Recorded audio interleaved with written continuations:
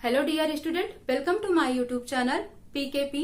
आज की क्लास में हम देखेंगे चतुर्भुज और वृत्त। ठीक है, और इसके एरिया कैसे निकालना है, इसका क्षेत्रफल या फिर इसका परिमाप कैसे निकालना है वो देखेंगे, क्योंकि आपके यहाँ इससे क्वेश्चन आता ही आता है सीटेट में 1 नंबर का।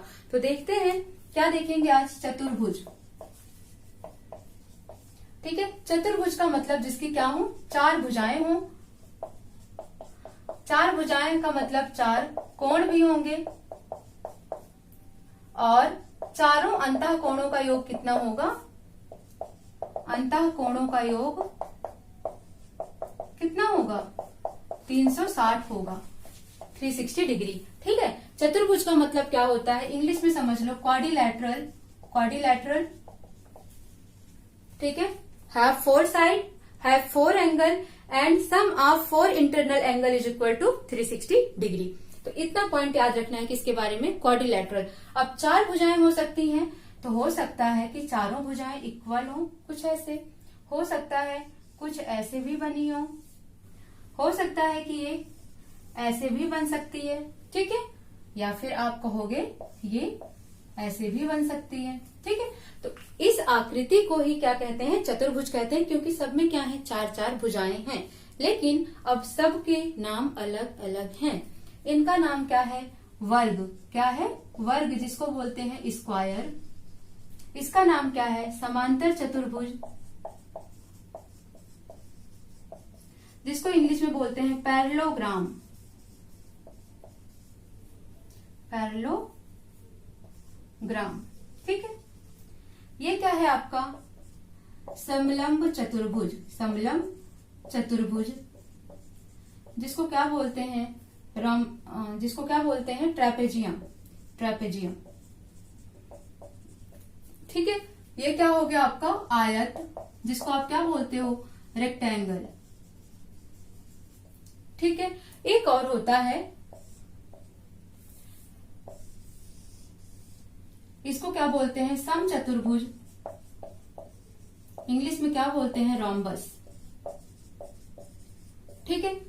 अब सारे डायग्राम मैंने आपको दिखा दिया। आपके क्वेश्चन जो सीटेट में बनते हैं वो इन दोनों से बनते हैं, आयत और वर्ग से बनते हैं। अब समझ लो इन सारे डायग्राम को, मैं लिखवा नहीं रही हूं, आप सिर्फ समझकर अपने नोट्स में नोट डाउन कर लो। जब वर्ग की बात आएगी तो वर्ग के क्या होंगे, चारों भुजाएं इक्वल होंगी। क्या होंगे, चारों भुजाएं इक्वल होंगे और चारों कोण क्या होंगे, 90 डिग्री पर होंगे। ठीक है। और इनके जो विकर्ण होंगे ना वो बराबर होंगे। ठीक है। इतना याद रखना है आपको। किसी भी चतुर्भुज में दो विकर्ण हो सकते हैं, और जो वर्ग है इसकी 4 भुजाएं, चारों भुजाएं इक्वल हैं और इन पे जो एंगल बन रहा है वो क्या है, चारों कोण कितने हैं, 90 डिग्री हैं, तभी ये वर्ग कहलाएगा। अदरवाइज 4 भुजाएं यहाँ भी हैं और चारों भुजाएं ये भी बराबर हैं, लेकिन इनके कोण 90 अंश नहीं है, तो आप इनको क्या बोलोगे, सम चतुर्भुज। ऐसा चतुर्भुज जिसकी चारों भुजाएं बराबर हैं उसे आप क्या बोलते हो, रोम्बस बोलते हो। बट यहाँ पर सारे एंगल क्या है, 90 डिग्री नहीं है। आयत देख लो, आयत की आमने सामने की भुजाएं बराबर होती है। ये अगर मान लो 10 है तो ये भी 10 होगा, ये 5 है तो ये भी 5 होगा। ये हो गया आयत, आमने सामने की भुजाएं बराबर होंगी, कोण बराबर होंगे, 90 डिग्री पर होंगे, और आयत के यानी विकर्ण की लंबाइयां भी क्या होंगी, बराबर होंगी। ये क्या हो गया, आयत हो गया। अब आता है समांतर चतुर्भुज, ABCD। क्या होगा, आमने सामने की भुजाएं क्या होंगी, बराबर। ये 10 है तो ये भी 10, ये 5 है तो ये भी 5 होगा। लेकिन कैसी होंगी, समांतर होंगी, कभी एक दूसरे को कट नहीं करेंगी। आमने सामने की भुजाएं बराबर होंगी और आमने सामने के कोण भी बराबर होंगे। ये 60 डिग्री है तो ये भी 60 होगा, और ये 120 है तो ये भी 120 होगा। समझ आ गया होगा आपको। समांतर चतुर्भुज में क्या होता है, आमने सामने के कोण बराबर और आमने सामने की भुजाएं बराबर होती हैं, और आमने सामने की भुजाएं एक दूसरे के समांतर होती हैं। ये हो गया आपका समांतर चतुर्भुज। लेकिन यहाँ क्या पढ़ा, इनके विकर्णों की लंबाई बराबर होती है, इनके विकर्णों की लंबाई बराबर नहीं होती है। ठीक है।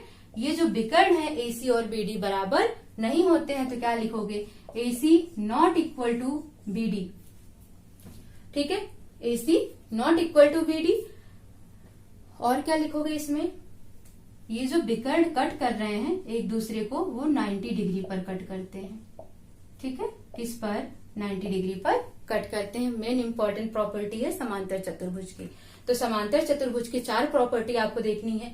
आमने सामने की भुजा बराबर और समांतर होंगी, आमने सामने के कोण बराबर होंगे, जो विकर्ण है वो बराबर नहीं होंगे, और विकर्ण एक दूसरे को 90 डिग्री पर समद्विभाजित करते हैं। ठीक है, समद्विभाजित का मतलब अगर इसकी लंबाई टोटल 16 सेंटीमीटर है तो ये 8 होगा और ये 8 होगा।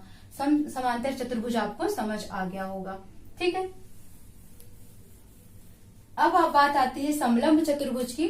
2 भुजाएं जिसमें से 2 हमेशा पैरेलल में होंगी और 2 पैरेलल नहीं होंगी। कुछ ऐसा डायग्राम देखने को मिलेगा। ये होता है समलंब चतुर्भुज।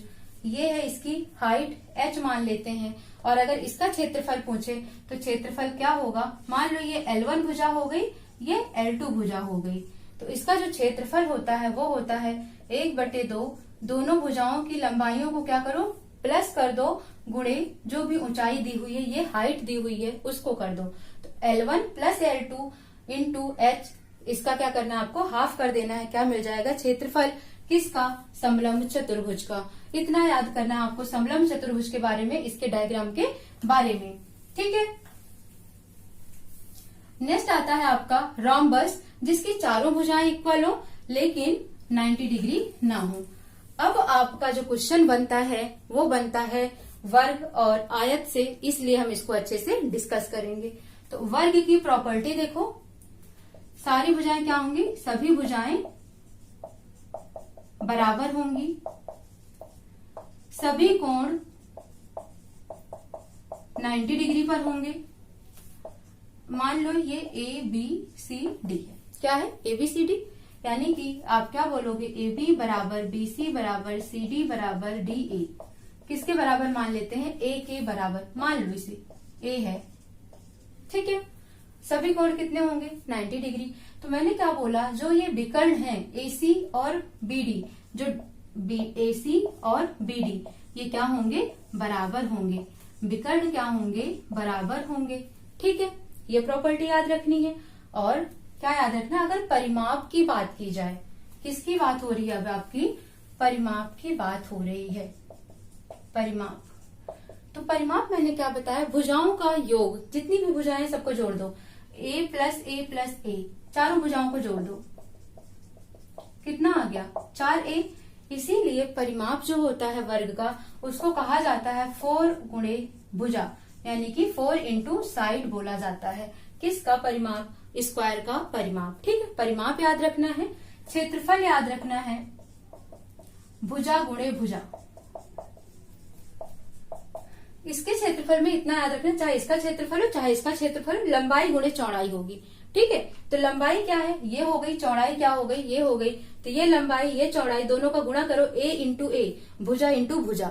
यहाँ पर क्या करोगे, क्षेत्रफल अगर निकालोगे तो लंबाई गुणे चौड़ाई, मान लो ये लंबाई है ये चौड़ाई है, तो लंबाई गुणे चौड़ाई यानी L इंटू B हो जाएगा बस।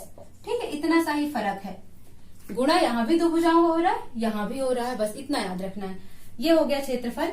परिमाप इसका देखो, परिमाप तो यहाँ भी चारों भुजाओं का योग करके निकाला गया, यहाँ पर भी करो।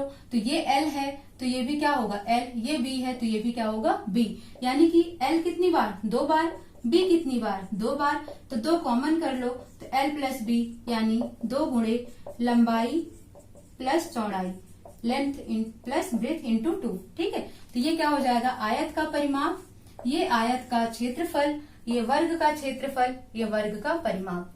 इतना क्वेश्चन आपको याद रखना है। ठीक है, अब यहाँ पर अगर विकर्ण ना दिया हो, आपसे पूछे विकर्ण की लंबाई, तो विकर्ण क्या हो जाएगा, विकर्ण बराबर होगा आपका √2, ऐसे लिख लो A√2। क्या लिखोगे, A√2। ठीक है, जब भी आपसे विकर्ण पूछे तो क्या लिखोगे, A√2। कैसे आता है देखो, ये क्या है, 90 डिग्री है। परिमाप समझ आ गया आपको। विकर्ण कैसे निकालेंगे, पाइथागोरस थ्योरम, AC स्क्वायर कर दो, कर दिया। अब बोलो, इसका square, A square plus A square, क्या आ गया, 2A स्क्वायर। तो AC बराबर क्या हो जाएगा, √2A स्क्वायर। A क्या है, पेयर में है ना, 2 बार है, A बाहर लिख दो, A√2। तो यही हो गया क्या, विकर्ण। a√2 विकर्ण की लंबाई हो गई। ठीक है, समझ आ गया होगा। तो ये सारे फॉर्मूले आयत और वर्ग के आपको याद रखने हैं। इस पे एक क्वेश्चन कर लेते हैं जो प्रीवियस ईयर आया है, तो आप उसका कॉन्सेप्ट थोड़ा और अच्छे से क्लियर हो जाएगा। ठीक है, तो देखते हैं।